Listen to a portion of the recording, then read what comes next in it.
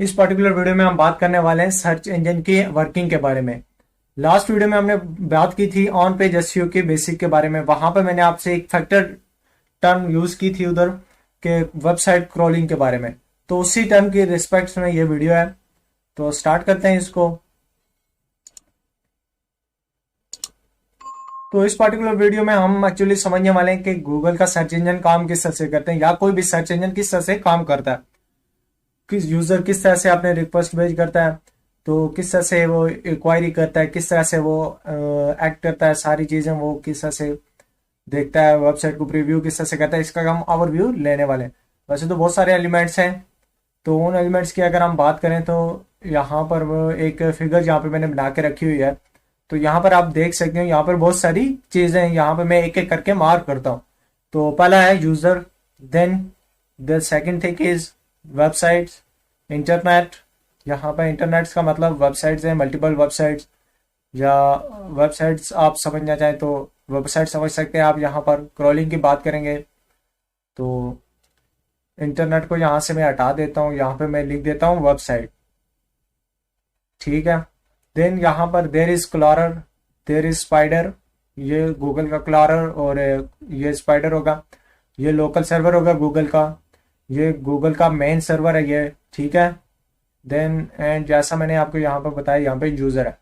अब होता क्या है, जब गूगल का क्लॉरर और क्रोलर स्पाइडर सेम थिंग, वो क्या करता है कि अलग अलग वेबसाइट्स पे जाते रहते हैं क्रोलर, और उन वेबसाइट्स को क्रॉल करते हैं। क्रॉल करते हैं मतलब कि उस वेब पेज को क्रॉल करते हैं, उसको प्रीव्यू करने की कोशिश करते हैं कि ये वेब पेज किस चीज का है, किस क्या इस पेज में क्या है। तो इस तरह से गूगल क्रॉल करता है। तो क्रॉल कैसे करता है, एक वेबसाइट से दूसरी वेबसाइट तक कैसे पहुंचता है। तो पहुंचने का तरीका है एक लिंक। जैसे हमारी वेबसाइट पे एक क्रॉलर आया, उस पर एक लिंक दिया हुआ है, लिंक से वो दूसरे पेज पे पहुंच गया, यही होता है। तो इस तरह से वो क्रॉल करता है। तो इस तरह से किसी भी वेबसाइट के पेज पे जाता है, देन वहां से लिंक दिया हुआ है दूसरे पेज पे पहुंच जाता है, जहां पे लिंक दिया होता है तीसरे पेज पे दिया हुआ। तो हमारी वेबसाइट, ये थर्ड वाली वेबसाइट सोच लिया हमारी वेबसाइट है, हमारे वेब पेज में पहुंचने के लिए बहुत टाइम लगेगा अनटिल कोई ऐसे वेब पेज पे ना पहुंच जाए कि हमारा बैकलिंक बना हो या हमारा लिंक बना हो, एक ये तरीका है। तो उसके अलावा गूगल ये प्रोसेस है कि हमें इस प्रोसेस में काफी टाइम लगे, गूगल ये कहता है। तो आप ये है कि आप गूगल सर्च कंसोल के थ्रू अपनी वेबसाइट पे सबमिट कर दें अपनी वेबसाइट गूगल सर्च कंसोल में, ताकि हम आसानी से क्रॉल कर सकें आपकी वेबसाइट्स को। तो उससे बहुत सारी इंफॉर्मेशन लेगा और हमारे वेबसाइट्स को क्रॉल करने में मिल जाती है, हमारे सोर्स कोड को क्रॉल करने में मिल जाती है। वो सारी इंफॉर्मेशन को अपने वो लोकल सर्वर में स्टोर करता है। अब सपोज करते हैं हम यहाँ पे 3 वेबसाइट्स थी, ठीक है। एक वेबसाइट है रिलेटेड टू न्यूज, एक है जी स्पोर्ट्स से रिलेटेड है, एक है जी मूवीज से रिलेटेड है, ठीक है। अब उसने क्रोलर को सबने क्लोर किया, तो क्लोरर को पता है कि ये न्यूज की वेबसाइट्स है, ये स्पोर्ट्स की वेबसाइट्स है, ये मूवीज की वेबसाइट्स है, ये सारी उसके लोकल सर्वर में। तो लोकल सर्वर में किसी तरह का स्ट्रक्चर नहीं है उसके पास, सारी की सारी इंफॉर्मेशन ऐसी, तो सारी मिक्स इंफॉर्मेशन है। उसके बाद एक रोल होता है इंडेक्सर का। इंडेक्सर क्या करता है कि इन सारी वेबसाइट्स की इंडेक्सिंग करता है। जैसे हमारी बुक में की शुरुआत में इंडेक्सिंग होती है, अल्फाबेट, ये वो आपको पता भी होगा। तो इसी तरह गूगल भी इंडेक्सिंग वगैरह करता है। तो इसी तरह वो इंडेक्सिंग करता है, ये वाला सेक्शन न्यूज का है, ये स्पोर्ट्स का है, ये मूवीज का है। इस तरह से ये सारी मूवीज यहाँ पर है, सारी न्यूज यहाँ पर है, या न्यूज की वेबसाइट्स बहुत सारी हैं। अब लाख्स ऑफ वेबसाइट्स हैं न्यूज की, सिर्फ एक न्यूज का टॉपिक है, इस पे लाख ऑफ वेबसाइट है। तो ये जो सारी चीजें होती हैं, ये सब चीजें गूगल के पास क्रॉलर है, अलग अलग वेबसाइट्स को क्रॉल करता है, उनकी इंफॉर्मेशन पता चलता है, उसके टॉपिक्स को पता चलता है, उनकी कैटेगरीज बनाकर प्रॉपर इंडेक्सिंग करके वो अपने पेज सर्वर में, मेन सर्वर में वो अपने रख लेते हैं। तो आपकी वेबसाइट इस चीज के बारे में है। अब यहाँ पर लाखों वेबसाइट्स हैं, न्यूज कैटेगरीज के रिलेटेड लाखों वेबसाइट्स हैं। तो यूजर्स क्या कहता है, अब हम आते हैं यूजर साइट पे। यूजर ने टाइप किया यहाँ पर इन उर्दू न्यूज टाइप कर दिया, तो वो एक यूजर रिक्वेस्ट भेज रहा है।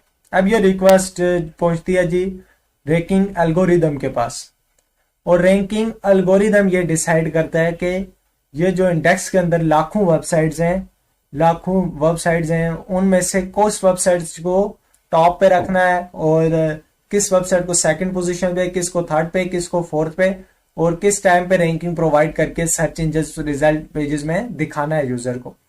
तो ये एक मैकेनिज्म है, एक प्रोसेस है जो हमें ये बताती है कि आखिर सर्च इंजन किस तरीके से काम करता है।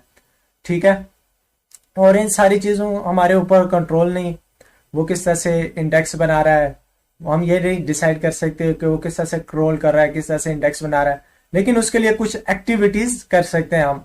लेकिन डायरेक्ट हम ये नहीं डिसाइड करते कि हमारी वेबसाइट इस इंडेक्स का आगे रखो, ये हम डायरेक्टली नहीं कर सकते। यहाँ पर हमारा जो एसईओ वाला पार्ट है वो होता है एक्चुअली कहाँ पर होता है, उधर ये होता है असल में रैंकिंग एल्गोरिथम वाले सेशंस में, जहां पर हमारी वेबसाइट्स अब हमारी वेबसाइट्स किस कैटेगरीज पे है ये हम बता सकते हैं गूगल्स को।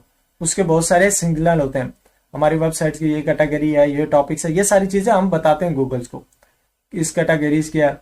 उसे ये बात जस्टिफाई नहीं होती कि हम कुछ कर सकते हैं कि हम कौन से इंडेक्स में रखें, किधर रखें, फर्स्ट पेज पे रखें, ये गूगल डिसाइड करेगा किस तरह से करेगा और किस कैटेगरीज के अंदर उसे रखना है, वो गूगल डिसाइड करता है। लेकिन हम उसको हिंट्स वगैरह कुछ देते हैं। हम अगर हमारी वेबसाइट सपोज करते हैं हमारी कोई भी न्यूज वाली वेबसाइट्स है, इन सारी वेबसाइट्स के साथ पर है, सपोज न्यूज वाली वेबसाइट, बहुत सारी वेबसाइट है, इनके साथ में हमारी भी वेबसाइट्स है।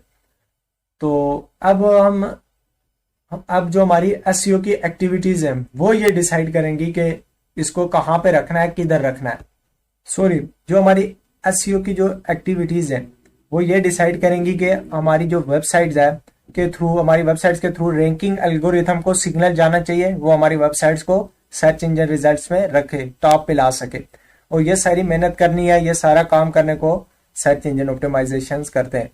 सर्च इंजन एक्चुअली इसी तरीके से काम करता है। जो भी हम एक्टिविटीज करते हैं या कुछ एक्टिविटीज करते हैं रैंक करने के लिए, इसी को सर्च इंजन कहते हैं।